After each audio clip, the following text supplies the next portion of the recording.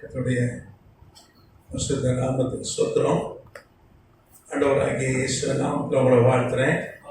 மறுபடியும் இந்த சீகன் பால் பைபிள் இன்ஸ்டியூட்டில் உங்களை சந்திப்பது தேவனுடைய சுத்த கிருபை. அருமையான ஐயா சொன்ன ஐயாக்காக உடன் ஊழியர்கள், குடும்பத்தார் மற்றும் வந்திருக்கிறவங்க எல்லாருக்கும் என்னுடைய நன்றியை நான் தெரிவித்துக் கொள்கிறேன்.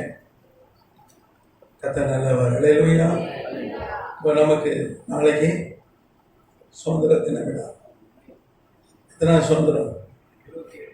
28 ஆண்டுகள் சுதந்திர தின விழா. டிராஃபிக்ல இருந்து நமக்கு சுதந்திரம் கிடைக்கும். இப்போ எல்லா சபைக்கு வந்துட்டு இருக்கோம். எல்லா சபையில எல்லா சபை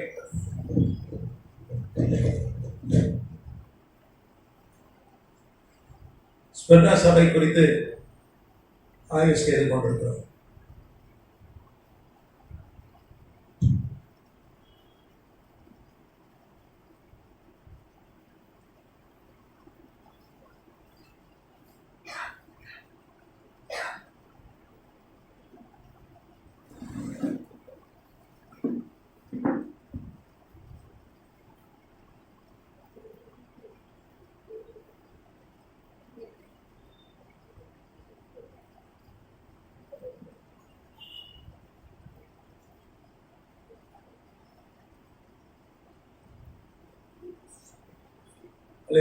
சபை ஸ்மரணா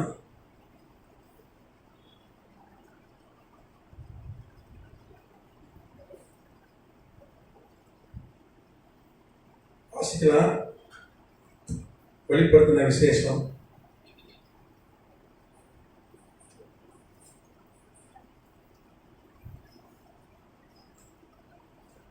இரண்டாம் அதிகாரம் 9ஆம் வசனம்.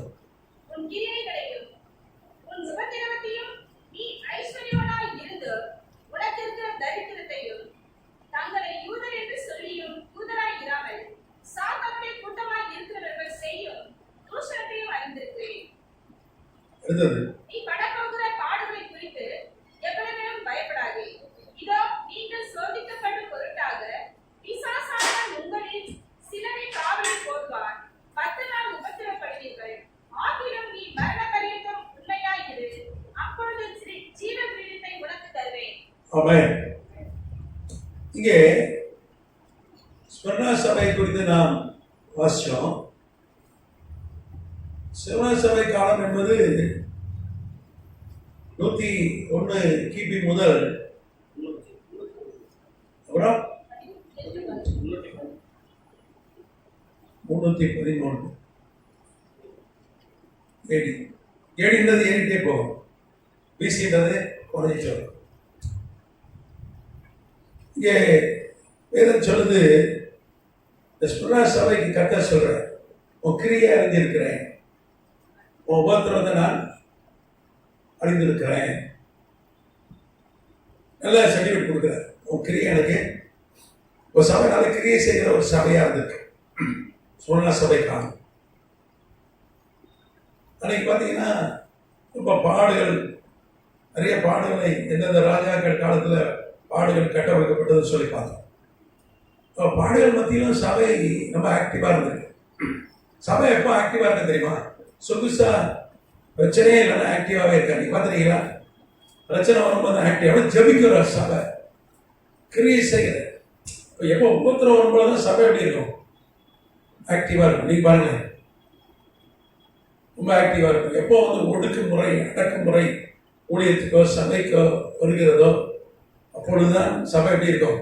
அதிகமாக ஜெபம் பண்ணும், அதிகமாக கிரியை செய்யும். கர்த்தராமத்துக்கு ஸ்தோத்திரம். ஆண்டவர் சொல்ற கிரியை நான் அறிஞ்சிருக்கிறேன்,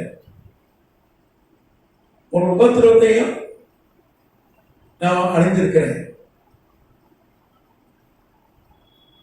என் ஐஸ்வர்யம் நான் இருந்தும் உனக்கு இருக்கிற சரித்திரத்தை நான் அறிந்திருக்கிறேன் அப்படின்னு சொல்ல. பாருங்க, அவ்வளவு உபத்திரம். அந்த உபத்திரத்தை நான் என்ன பண்ணிருக்கேன்? அறிந்திருக்கிறேன்னு சொல்றேன். கர்த்தராமத்துக்கு ஸ்தோத்திரம். அப்ப ஆண்டவர் நம்ம உபத்திரம் அறிந்திருக்கிறார். அவர் அனுமதிக்காம உபத்திரவங்கள் இல்லை. அது குறிப்பா இந்த காலகட்டத்தில் ஸ்மரணா சபை காலகட்டத்தில் அநேகர் மரித்து போனார்கள் ரத்த சாட்சியா. ஆண்டவருக்கு ரத்த சாட்சிகள் தேவையா இருக்கு. எதுக்குன்னா 1000 வருஷம் அரசாட்சியில வேதம் சொல்லுது, வெளிப்படுத்தின விசேஷத்துல அந்த வசனத்தை வாசலாம். ரத்த சாட்சிகள்லாம் என்ன பண்ணுவாங்களாம்? 1000 வருஷம் அரசாட்சியில அரசாழ்வார்கள். அப்போ ரத்த சாட்சிகள் தேவையா இருக்கிறது. வெளிப்படுத்தின விசேஷம் 20ஆம் அதிகாரம் 4ஆம் வசனம். வெளிப்படுத்தின விஷயம் 24. அன்றியும் நான் சிங்காசனங்களை கண்டேன், அவைகளின் மேல் உட்கார்ந்திருந்தார்கள். நியாய தீர்ப்பு கொடுக்கும்படி அவர்களுக்கு அதிகாரம் அளிக்கப்பட்டது. இயேசுவை பற்றி சாட்சியின் நிமித்தமும் தேவனுடைய வசனத்தின் நிமித்தமும் சிரசேதம் பண்ணப்பட்டவர்களுடைய ஆத்துமாக்களையும் மிருகத்தையாவது அதன் சொரூபத்தையாவது வணங்காமலும் தங்கள் நெற்றியிலும் தங்கள் கையிலும் அதன் முத்திரையை தரித்துக் கொள்ளாமலும் இருந்தவர்களையும் கண்டேன். அவர்கள் உயிர்த்து கிறிஸ்துவுடனே கூட 1000 வருஷம் அரசாண்டார்கள். 1000 வருஷம் அரசாண்டார்கள். மரணம் அடைந்த மற்றவர்கள் அந்த 1000 வருஷம் முடியும் உயிரடைய இல்லை. இதுவே முதலாம் உயிர்த்தெழுதல். நீங்க பாத்தீங்கன்னா முதல் ஒரு உயிர்த்தெழுதல் எப்ப நடக்கிற வருகை, கர்த்தருடைய வருகை. ரகசியமா வருவார், பிரதான தூதன் எக்காலம் ஊதுவான், வானத்திலே எல்லாரையும் கூட்டி சேர்ப்பார். முதலாவது மரித்து போன பரிசுத்தவான்கள் அவர் உயிரோடு எழுப்பப்படுவார்கள். கர்த்தராமத்துக்கு சொந்தம். இந்த பூமியில் இருக்கிற அவர்களுடைய சரீரம் மறுபடைந்து ஆத்மாவோடு சேர்ந்தது. அதுதான் உயிர்த்தெழுதல். அதுதான் ராப்சர் என்று ஆங்கிலம் சொல்ல ரகசிய வருகை. பிற்பாடு இந்த பூமியிலே அவர் வருகை எப்போ உயிரோடு இருக்கிறவர்கள் பரிசுத்தவான்கள் எங்க போவார்கள்? மரிக்காமலே மறுபடியும் எங்க போயிடுவாங்க? பரலோகத்துக்கு போவாங்க. அதுதான் முதலாவது ஒரு உயிர்த்தெழுதல். அதுக்கப்புறம் அந்தி கிறிஸ்து ஒரு 3 வருஷம் ஆளுகை செய்வான். அந்த காலகட்டத்தில் யூதர்கள் ரட்சிக்கப்படுவதற்காக கர்த்தர் ஒரு வாய்ப்பை கொடுக்கிறார். அவர்கள் அந்தி கிறிஸ்து ஏற்றுக்கொள்ள மாட்டார்கள், அவர்கள் ரட்சிக்கப்படுவார்கள் என்று சகரியா 13 நாம் வாசிக்கிறோம். அதாவது அத்தனை யூதர்கள் ரட்சிக்கப்படுவார்கள், இயேசுவை மேசியாக ஏற்றுக்கொள்வார்கள். அதுக்கு முன்னாடி அவரை இன்னைக்கு வரைக்கும் அவங்க ஏற்றுக்கொள்ளவே இல்லை. அவங்களுக்கு கிறிஸ்தவர்களை பிடிக்க இன்னைக்கு வரைக்கும் ஏற்றுக்கொள்ளல. ஆனா இயேசுவை மேசியா என்று ஏற்றுக்கொள்வார்கள். அவன் ஏற்றுக்கொண்டு அந்தி கிறிஸ்துவை வணங்க மாட்டாங்க. அவனை எப்படி கொல்லப்படுவார்கள்? ரத்த சாட்சியை மறிப்பார்கள். அவர்கள் அந்தி கிறிஸ்து ஆளுகை செய்யும் பொழுது வருகையில மிஸ் ஆயிட்டீங்கன்னு நீங்க, நம்ம போறோம் வண்டலூர்ல போய் பஸ் ஏறோம், பஸ்ஸை விட்டு என்ன பண்ணுவீங்க? அப்படியே தாம்பரம் ரயில்வே ஸ்டேஷன் வந்து ஒரு ட்ரெயின் இருக்கான்னு பார்ப்பீங்க. ட்ரெயின் இல்லைன்னா கூட என்ன பண்ணிடுவீங்க? சரி வீட்டில் ஒரு காரை எடுத்துட்டாவது போயிடுவீங்க, இல்லை மறுநாளாவது போயிடுவீங்க. ஆனால் இது அப்படி கிடையாது. வண்டலூரில் மிஸ் பண்ணிட்டா தாம்பரமும் வர முடியாது, வண்டி எடுத்துட்டோம் போக முடியாது. அந்தி கிறிஸ்து ஆட்சியில் ரத்த சாட்சியா மறிக்கணும். ஈஸியா போறது எப்படி இருக்கு, செத்து போறது எப்படி இருக்கு? அதுவும் அந்தி கிறிஸ்து சீக்கிரம் கொள்ள மாட்டாங்க, துடிக்க வைத்து வேதனைப்படுத்தி தான் கொள்வாங்க. உலகம் கண்ணீராத ஒரு உபத்திரம் சொல்லி மத்தேயு 24 வாசிக்கும். ஆண்டவரே சொல்றாரு மத்தேயு 24, இதுவரைக்கும் இந்த மாதிரி உபத்திரம் இங்க வந்ததே இல்லை. அப்படி ஒரு உபத்திரம். அப்ப அந்த உபத்திரத்தை இட கடந்து போய் இப்பதான் உயிர் போகும், பட்டுன்னு போகாது. துடிச்சு வேதனைப்பட்டு நொந்து நூலாகி தான் என்ன பண்ணுவாங்க? மறித்து போவாங்க. வேதனை இருக்கும். அப்போ ஈஸியா போறது எப்படி இருக்கு? அந்தி கிறிஸ்து வந்த பிறகு ரத்த சாட்சியை மறித்து போறது எப்படி இருக்கு? எது ஈஸி? நீங்க சொல்லுங்க, எது ஈஸி? இதான் ஈஸி. நீ கேட்கலாம், ஞானசானம் பெற்றுட்டா, வருஷத்தான் அபிஷேகம் பெற்றுட்டா, மாசத்துக்கு ஒரு திருவிழா எடுத்துட்டா போயிடலாமா? இல்லை. 10 கன்னிகள் அவமானத்தை சொன்னார். 5 பேர் ஆயத்தமா இருந்தாங்க. 5 பேர் எல்லாம் கன்னிமார்கள் தான். 5 பேர் ஆயத்தமா இல்லை.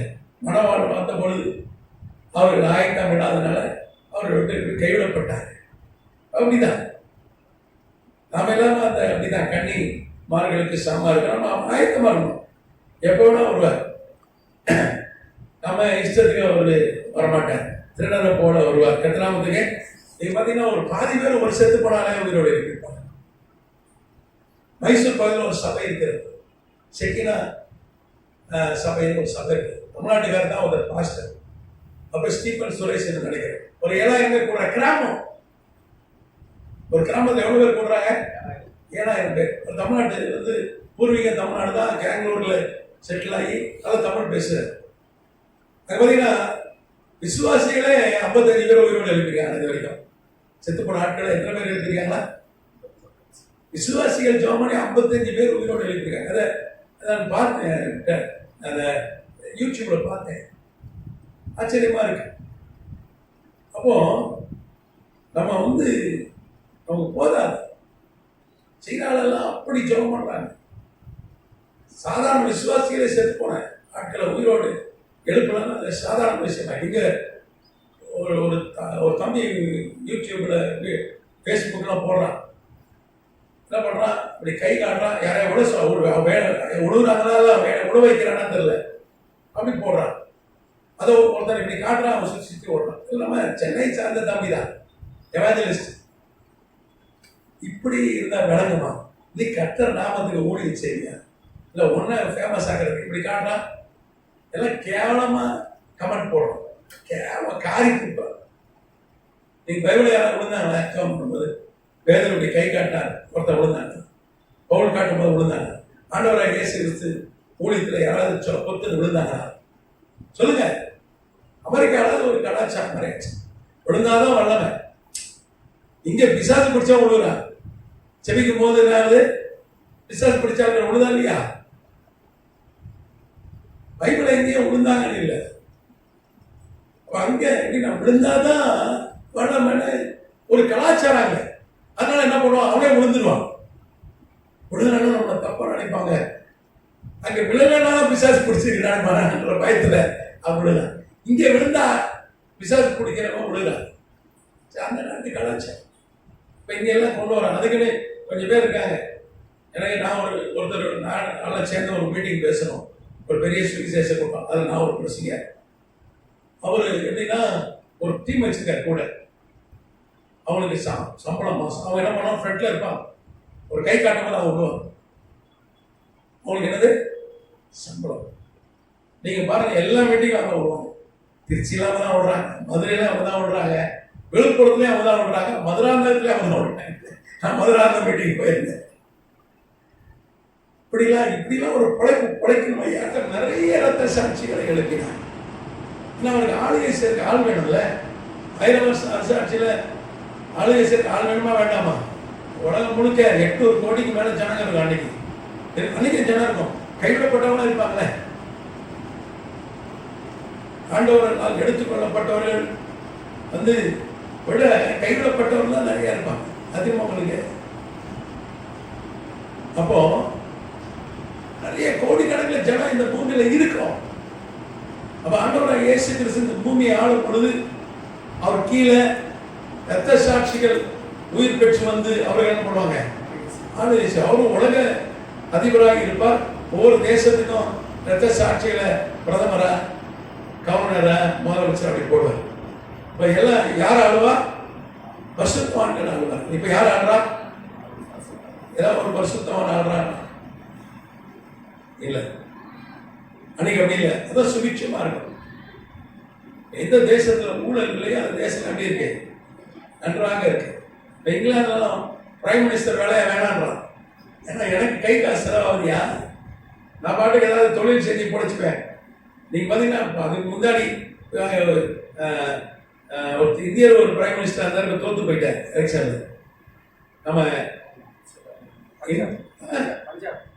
இந்த இன்ஃபோசிஸ் கம்பெனியோட முதலாளி அப்படியே மருமகன் ஒரு மாடு கட்டினவன், அவர் தோத்து போயிட்டான். அந்த ஆளு எலெக்ஷன்ல தோத்துட்டான். அவங்க கட்சியில ஏன் வந்தாங்கன்னா ஒரு பிரைம் மினிஸ்டர் சொன்னப்ப எனக்கு கட்டுப்படி ஆகும் சம்பளம், பிரைம் மினிஸ்டர் சம்பளம் எனக்கு கட்டுப்படி ஆகல. எப்படி? இங்கிலாந்துடைய பிரைம் மினிஸ்டர் உலகத்திலே பெரிய ஆளுகை அசுரா, எப்ப எனக்கு இந்த சம்பளம் பத்த மாட்டேங்கி, என் தேவை நிறைய இருக்கு, நான் அந்த வேலையை விட்டுருந்தேன். நான் பாட்டுக்கு என் தொழிலை கவனிக்கும் போது எனக்கு கொஞ்சம் வருமானம் வந்துச்சு, அதுக்கு போக போயிட்டேன். இப்போ ஊழல் இல்லாத நாடுகள் இருக்கா இல்லையா? இருக்கு. நன்தான் ஒரு மத்திய அமைச்சர் 2 முறை பிரதமராக இருந்தவர் இருந்தார்.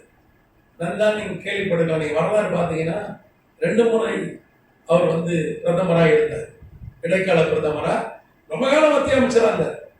கடைசியில் அவரெல்லாம் பார்த்தீங்கன்னா ஒரு சின்ன ஒரு பொது பாத்ரூம் உள்ள ஒரு வாடகை வீட்டில் இருந்தார். வாடகை கூட கொடுக்க முடியாமல் அவசரத்துக்கு வெளியே போட்டாங்க. அப்போதான் ஒரு பத்திரிகையில் அதோடய வந்து அதை ஃபோட்டோ எடுத்து பத்திரிகையில் போட்டோம்.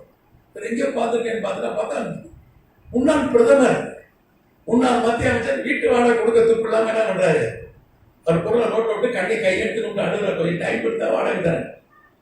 பத்திரிகைலாம் நியூஸ் வந்துச்சு, அதிகாரம்லாம் ஓடி வந்துட்டாங்க. அவங்க கூப்பிட்டாங்க, உங்களுக்கு அரசு பங்களா தரோம். சரியாப்பா, ஒருத்த கட்ட எனக்கு அரசு பங்களா. 2 முறை பிரைம் மினிஸ்டர் இந்தியாவுக்கு, பல வருஷம் மத்திய அமைச்சர். ஆனா அவர் கடைசியில் எப்படி இருக்காரு, பொருளத்துக்கு ரோட்டு வைக்கிறாங்க. ரத்த சாட்சிகள் வேணும், ஒரு 40 கோடி ரத்த சாட்சிகள், 50 கோடி ரத்த சாட்சிகள் வேணும். இன்னைக்கு அந்த தொகை நிறைவடையலன்னு தான் வேதம் சொல்லுது. அப்போ அது நிறைவடையணும். இன்னைக்கு வருஷத்துக்கு 1 ஆள் 2 ஆள் ரத்த சாட்சியா மறிக்கிற காலத்தில் இருக்கும். 1 ஆள் மறிச்சாலே அதை பெருசா நீங்க பேசணும்.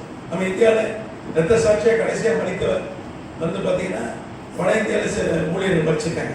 அதில் முக்கியமான ஸ்டேட்ஸ் ஒரிசா, அதை தான் நம்ம பேசுறோம். ஆனா இன்னைக்கு ரத்த சாட்சிகள் வரலாற்று என்ற அளவுக்கு தான். ஆனா ஸ்மரண சபை காலத்தில் டெய்லி 4000-5000 பேர் ரத்த சாட்சியாக மறித்தார்கள். டெய்லி 4000-5000. அப்படி யோசிச்சு பாருங்க, டெய்லி 5000 பேர் கொல்லப்பட்டார்கள் கிறிஸ்துவக்காக. யோசிச்சு பாருங்க எப்படி இருக்கும். ஒரு ஆள் கொல்லப்பட்டாலே அது பெரிய செய்தி. அப்போ அன்னைக்கு ரத்த சாட்சி மரணங்கள் அதிகம். அதனாலதான் ஆண்டவர் சொன்னாரு, நீ படப்போகிற பாடுகளை குறித்து எவ்வளவும் பயப்படாதே. நீங்கள் சோதிக்கப்படும் பொருட்டாக பிசாசான உங்களை சிறையில் காவலில் போடுவான். 10 நாள் உபத்திரப்படுவீர்கள். ஆயிரம் மரணம் பரையும் உண்மையா இரு. உனக்கு மரணம் வரும், நீ உண்மையா இரு, நான் ஜீவக்கிற இடத்தை உனக்கே தருவேன் அப்படின்னு சொல்றேன். அப்ப 10 நாள் உபத்திரப்படுவீர்கள். எவ்வளவு நாளும்? 10 நாள். இப்போ வெளிப்படுத்தின விசேஷத்துல தீர்க்க தரிசனத்துல 10 நாள் என்பது 10 வருஷம், 10 வருடம். தீர்க்க தரிசனத்துல 1 நாள் 1 வருஷத்துக்கு வருகிறது. அப்போ 10 வருஷம் ஸ்மிர்னா சபை காலத்துல 10 வருஷம் உபத்திரம், மகா உபத்திரம் சொல்லி கர்த்தர் இங்க யோவான் மூலமாய் சொல்கிறார். யோவான் வந்து 95, 96 கிபியிலே அவன் இந்த தீர்க்க தரிசனத்தை உரைக்கிறான். இந்த உபத்திரம் எப்போ வந்தது? ஏறக்குறைய 220 ஆண்டுகள் கழித்து இந்த உபத்திரம் வந்தது. ஸ்மிர்னா சபை கால உபத்திரம் வந்தது. கதிராமத்துக்கு சொல்கிறோம். நீங்க பாத்தீங்கன்னா எங்க பார்த்தாலும் ஒரு பக்கம் உபத்திரம் இருந்து கொண்டே இருக்கிறது. ரோம பேரரசுக்கு பாத்தீங்கன்னா ஒரு அரசன் வருகிறான். அப்ப டயோக்ளீட்டியன் ஒரு அரசர்.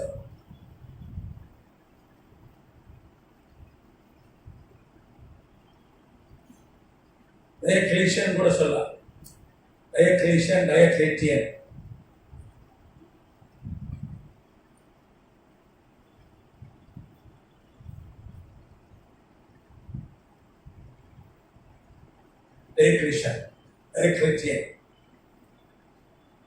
ஆட்சிக்கு வருகிறான். அவன் என்ன பண்றான்? அவன் விக்கிரகாரனை செய்த ஒரு ரோம பேரரசன், 3 கண்டங்களை ஆளுகிற ரோம பேரரசன். அவன் என்ன செய்யறான்? ஒரு சட்டம் கொண்டு வருகிறான். என்ன சட்டம் கொண்டு வரா? ஏற்கனவே உபத்திரம் இருக்கிறது, ஆனா ஒரு சட்டம் கொண்டு வருகிறான். அவன் துருக்கியில் இருக்க டெர்மினேலியா நிக்கோமீடியான ஒரு பட்டணத்துக்கு போகிறான்.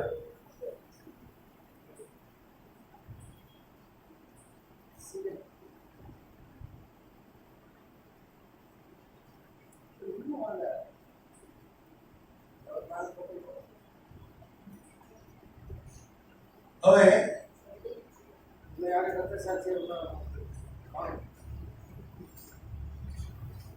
துருக்கியில் இருக்க நிக்கோமீடியா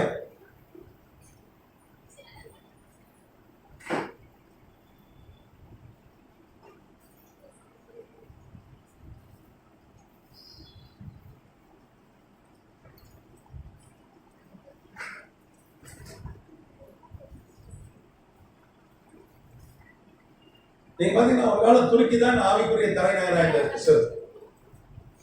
அங்கதான் துருக்கியில தான் என்ன சபை இருந்தது?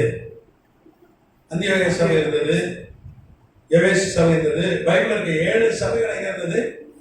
சொன்னா சபை எங்க இருந்தது? துருக்கி தான். இன்னைக்கு துருக்கி ஒரு இஸ்லாமிய நாடா இருக்கிறது. நான் அன்றைக்கு முடியல, துருக்கி தான் ஒரு ஆவிக்குரிய தலைநகர் வந்து பவுல், பேதுரு எல்லாரும் அங்கதான் இயங்கினாங்க. பெரிய பெரிய ஊழியர்கள் அங்கதான் இயங்கினாங்க. அதுதான் மிகப்பெரிய ஒரு ஆவிக்குரிய தலைமையா இருந்தது. கர்த்தநாமத்துக்கு ஸ்தோத்திரம். இன்னைக்கு ஆவிக்குரிய தலைமைனா அமெரிக்காவை சொல்லலாம். இன்னைக்கு எல்லாம் தலைமைகள்லாம் அங்கதான் இருக்கு, அமெரிக்காவில் தான் இருக்கு. ஒரு அமெரிக்காவை சொல்லலாம், அங்கதான் நிறைய ஆவிக்குரிய காரியங்கள் இருக்கு. அதே மாதிரி அன்னைக்கு துருக்கி தான் உலகம் ஃபுல்லா இருக்கிற பெரிய பெரிய ஆவிக்குரிய தலைவர்கள்லாம் எங்க இருந்தாங்க? துருக்கியில தான் இருந்தாங்க. அவன் வந்து துருக்கிக்கு போறான், இந்த பேரரசன் டயக்லீசியன். நீங்க பாத்தீங்கன்னா அவன் போகும்போது அன்னைக்கு ஒரு பிறந்த ஒரு பண்டிகை தினம். அவன் பிப்ரவரி 23ஆம் தேதி 303ஆம் வருஷம், பிப்ரவரி 23 303 கிபி ஏடி.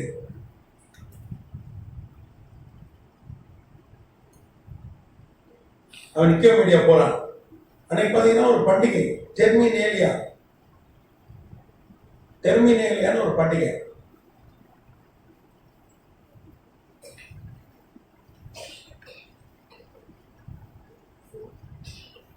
இது ஒரு பண்டிகை. டெர்மினஸ் ஒரு டெர்மினஸ் சொல்றோம்ல, பஸ் டெர்மினஸ், ட்ரெயின் டெர்மினஸ் சொல்றோம்ல இங்கிலீஷ்ல, கேள்விப்பட்டீங்களா? அந்த வார்த்தை எங்க வந்து இந்த டெர்மினஸ் என்கிற விற்காத அந்த அந்த சொல்லதான் அது இங்கிலீஷ்ல கடன் வாங்கி நம்ம நான் டெர்மினஸ் போறேங்க, பஸ் டெர்மினஸ் போனேன் சொல்றோமா இல்லையா? டெர்மினஸ் ஒரு விக்கிரகம், அந்த பேரை ஆங்கில மொழியில் கடன் வாங்கிட்டான். டெர்மினஸ்ன்றது ஒரு விக்கிரக, ரோமர்களுடைய விக்கிரகம். நீங்க பாத்தீங்கன்னா இங்கிலீஷ்ல டெர்மினேலியா.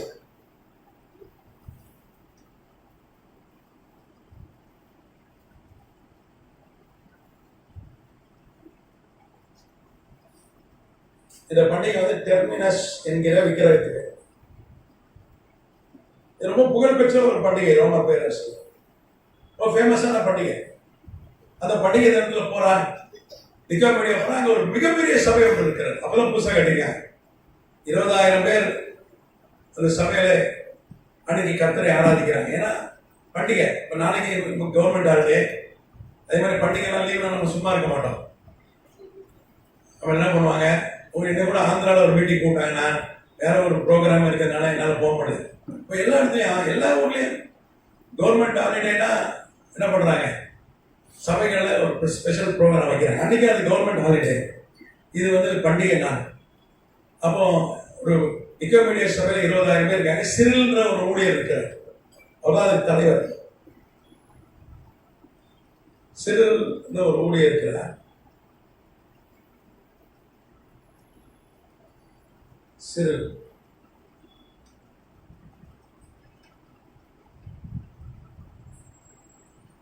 சிறில் பேர் வச்சு வைப்பாங்க பாருங்க. கிறிஸ்தவனுக்கு பேர் படுறீங்களா? அது போல கன்னியாகுமரி மாவட்டம் நிறைய சிறில் பேர். அது ஒரு பெரிய ஊழியக்கார் சிறில். சிறில்னு ஒருத்தர் தான். இதுக்கு பிற்பாடு ஒரு சிறில் ஒருத்தன் தான், அவன் கண்ட போதுங்க. இவர் தான் ஒரு நல்ல ஊழியர், நிக்கோமேடியா சபைக்கு தலைவர். நானும் பாஸ்டர் ஐயா சொன்ன பையன் ஒரு 20,000 பேர் உட்காரக்கூடிய ஒரு சபைக்கு போயிட்டு வந்தோம். நான் சில தடவை போயிட்டு, நானும் ஐயா ஒரு தடவை போயிட்டு வந்தோம். நான் சில தடவை அங்கே பிரசங்கிச்சிருக்கேன். மிகப்பெரிய சபை. எங்க இருக்கு சொல்லுங்க? பாண்டிச்சேரியில் உணவுக்கடையில் இருக்கு, சினிட்டி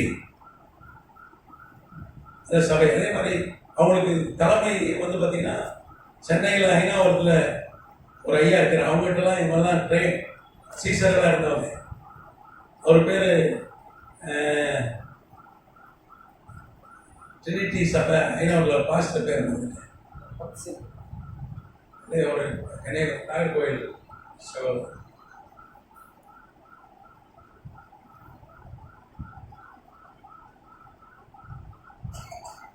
சரி, நல்ல அதுவும் பெரிய சபை. அவர் இடத்துல கற்றுக்கொண்டவர்கள்லாம் அவருடைய சீசர்கள்லாம் இன்னைக்கு பெரிய ஊழியர்களா கர்த்தருக்கு பேர் இருக்காங்க.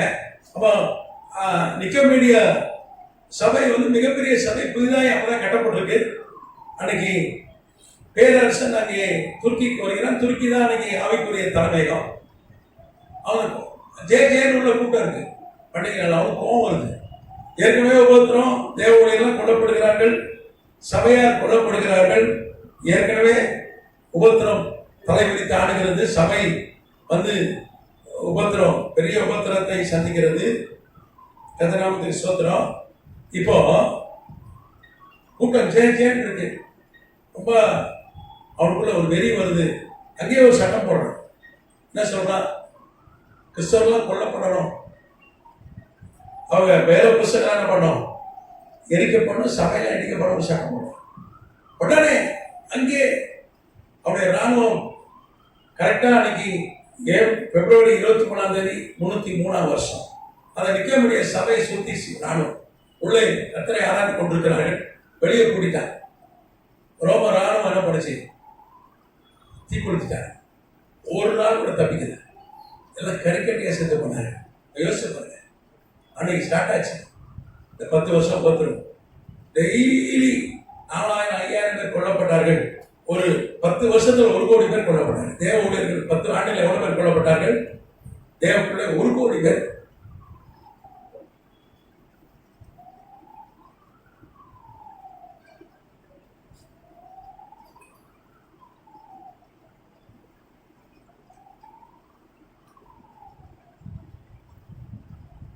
சாட்சி பாருங்க. ஒரு நாளைக்கு எத்தனை பேர் கொல்லப்பட்டிருக்காங்க பாருங்க. டெய்லி 4000 பேர். 10 ஆண்டுல உலக வரலாற்றுல இவ்வளவு வேகமா 10 ஆண்டுல 1 கோடி இரத்த சாட்சியர் மறித்து போனது இந்த காலகட்டத்தில் தான். இவ்வளோ அதிகமா இரத்த சாட்சிகள் மறிக்கவே இல்லை. இது வரைக்கும் ஒரு 20 கோடி பேர் ரத்த சாட்சி மறிச்சிருக்காங்க. இது வரைக்கும் ஆரம்பத்துல இருந்து, ஆதியில இருந்து, பழைய ஏற்பாட்டு கிறிஸ்துவ காலத்துல இருந்து இன்னைக்கு என்ன சொல்றா, ஆவேல் ஆரம்பிச்சிருந்தீங்கன்னா இன்னைக்கு 6000 வருஷம் ஆச்சு. இப்போ 6000 வருஷமா ஒரு 20 கோடி பேர் ரத்த சாட்சியை மறிச்சிருக்காங்க. ஆனா 10 வருஷத்துல 1 கோடி பேர்ன்றது ரொம்ப வேகம், ரொம்ப ஸ்பீடா அந்த காலகட்டத்தில் தான். ஸ்பின்னா சபை காலம் மகா உபத்திரவங்களை சந்தித்த ஒரு சபை காலம். கர்த்தருக்கு ஸ்தோத்திரம். நீங்க வரலாற்று ஆசிரியர் நிறைய வரலாற்று ஆசிரியர் பதிவு செஞ்சிருக்காங்க. அன்னைக்கு வந்து டயக்ளீசியன் ராஜா கூட பொதுவாக வரலாற்று ஆசிரியர் இருப்பார்கள். வரலாற்று ஆசிரியர் டி.டி. கிரைஸ்.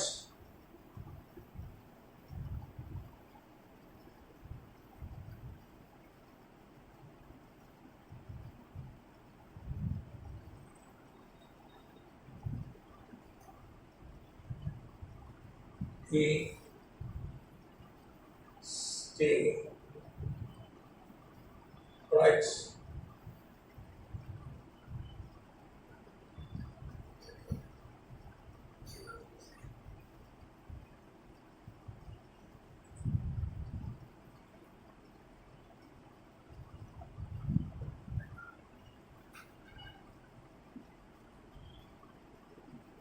வரலாற்று ராஜா காலை அவன் எழுதுறார். வரலாற்று எழுதுறார். காலையில எழுதுறோம்னா இன்னைக்கு எத்தனை பேர் கொல்லப்பட்டார்கள் தான் கேட்பான். எத்தனை பேர் கொல்லப்பட்டார்கள் அதை கேட்டுதான் ஃபர்ஸ்ட் கேட்பாங்க. அந்த அளவுக்கு ரத்த ஆறு ஓடின ஒரு காலம். அப்போ கிறிஸ்தவர்கள் வந்து கர்த்தருடைய பிள்ளைகள் இந்த காலகட்டத்தில் தான் அதிகமான உபத்திரவத்தை சந்தித்தார்கள். சிறில்லாம் இன்னைக்கு ஒரு மிகப்பெரிய சிறில், அப்புறம் கிளிசரின்ஸ் அப்படின்னு, அப்புறம் மேக்சிமியன், இப்படிலாம் பெரிய ஊழியர்கள் அன்னைக்கு இருந்தாங்க. இவெல்லாம் கொல்லப்பட்டார்கள். கோர்கோனியஸ், நான் பேரெல்லாம் எழுதி போட்டா பெரிய பெரிய அன்னைக்கு இருந்த ஊழியர்கள் எல்லாமே தேடி தேடி கொண்டான். சிறில் எழுதிட்டேன்.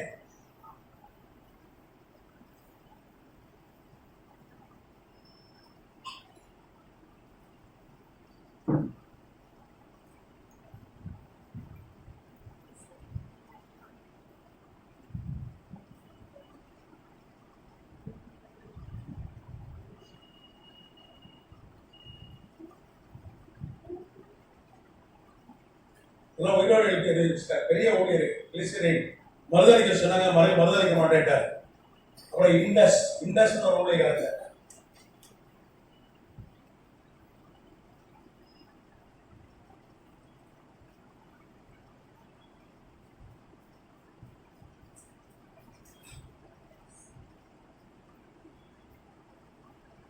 அப்புறம் டொரத்தியஸ் இன்னைக்கு புகழ்பெற்ற ஊழியர்கள். இன்னைக்கு உலகளவில் 100 ஊழியர்கள் புகழ்பெற்றவர்களாக இருப்பாங்க. நிச்சயமா 100 பேரை நீங்க அடையாளம் காட்டலாம், உலக புகழ்பெற்ற ஊழியர்கள். அந்த மாதிரி அன்னைக்கு பெரிய பெரிய நல்ல ஊழியர்கள் இருந்தாங்க.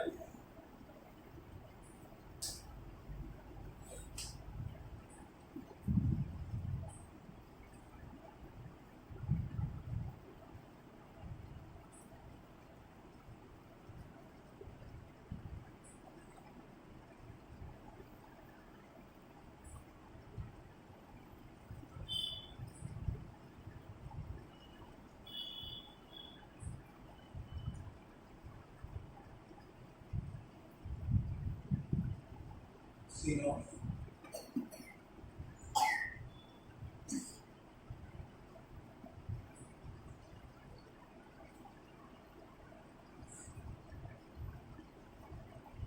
Theophilus.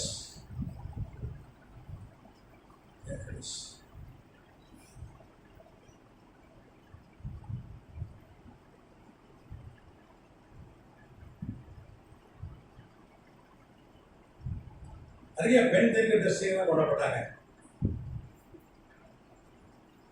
டோம்னா ஒரு பெண், புகழ்பெற்ற ஒரு பெண் ஊழியர். இன்னைக்கு ஜாய்ஸ் மேயர் மாதிரி வச்சுங்களேன், ஒரு வலிமையான தீர்க்கதரிசி ஆகும். அவனை தீ கொடுக்கப்பட்டார், நெருப்பில் போட்டார். ஒரு பெண் தீர்க்கதரிசி.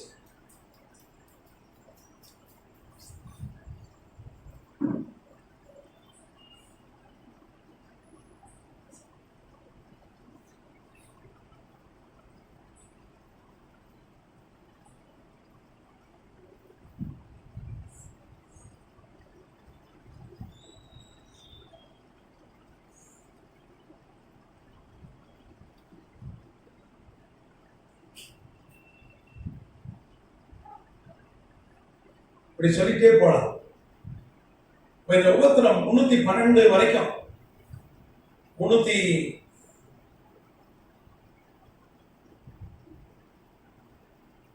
ஸ்டார்ட் ஆகிற உபத்திரம் 312 கிபி வரைக்கும் தொடர்ந்து 10 வருஷம்.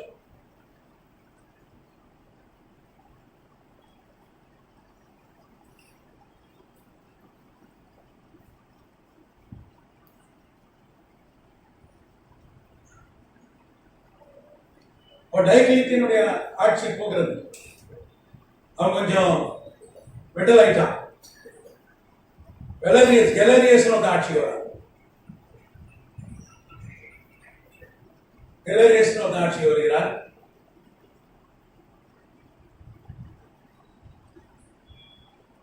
அவன் இதை தொடர்றான். இந்த சட்டத்தை அவன் என்ன பண்றான், கிறிஸ்தவர்களை போடுறது அவன் தொடர்றான். கெலரியஸ்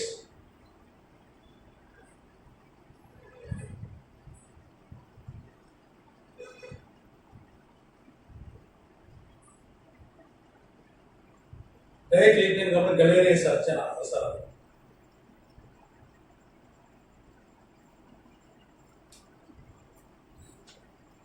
அவன் பார்த்தீங்கன்னா 311 வரைக்கும் ஆட்சியில் இருக்கிறான். அவனும் தினந்தோறும் கர்த்தருடைய பிள்ளைகளை ஊழியர் போடுறான், சபை அடிக்கிறான், கைவிட கொடுக்குறாங்க. நான் கர்த்தரை அடித்தேன். திடீர்னு நோய் வாய்ப்பட்டு திடீர்னு செலுத்தேன். நான் சாகும்போது என்ன சொன்னான், 6 நாள் மரணப்படுகையில் இருந்தான். அவர் சொன்னா, கிறிஸ்தவத்தை அழிக்கவே முடியாதுப்பா அப்படின்னு சொல்லிட்டு செத்துப்போம். கிறிஸ்தவத்தை அழிக்கவே முடியாது, ஆண்டவராக இயேசு கிறிஸ்துவ எதிர்த்து என்னால் ஒன்றும் செய்ய முடியலன்னு சொல்லிட்டு செத்துப்போம் இந்த கெலரியஸ். அதுக்கப்புறம் மேக்ஸைன்டியஸ் ஒருத்தன் வந்தான். அதுக்கு பிற்பாடு மேக்ஸைன்டியஸ்.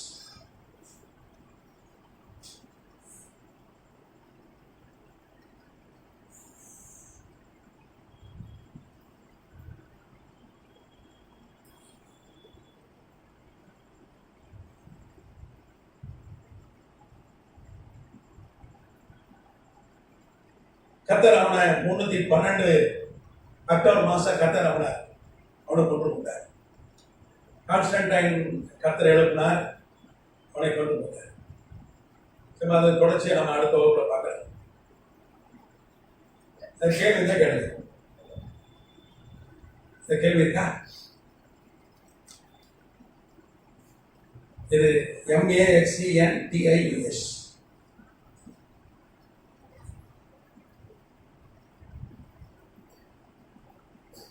MAXENTIUS மேக்ஸன்டிஸ்.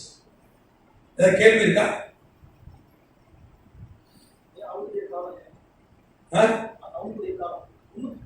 முன்னூத்தி 12 தான் அடுத்த வகுப்புல கொஞ்சம் விளவரையா சொல்லணும். 312 முடிச்சிச்சு. அக்டோபர் மாசத்துல அவங்க ஆடி கத்தர் அவனை கொண்டு போட்டார். ஆனா இந்த 3 அரசர் காலத்துல 10 ஆண்டுகள்ல 1 கோடி கர்த்தருடைய பிள்ளைகள் கொள்ளப்பட்டாங்க. டெய்லி 4000 எல்லாம் மிகப்பெரிய ஊழியர்கள். இவங்கெல்லாம் ஒரு ஜாய்ஸ் மேயர் மாதிரி, ஒரு பெண்ணின் மாதிரி பெரிய ஊழியர்கள் கொள்ளப்பட்டாங்க. மோன்சி லாசரஸ் மாதிரி இந்தியாவில் வந்தனே.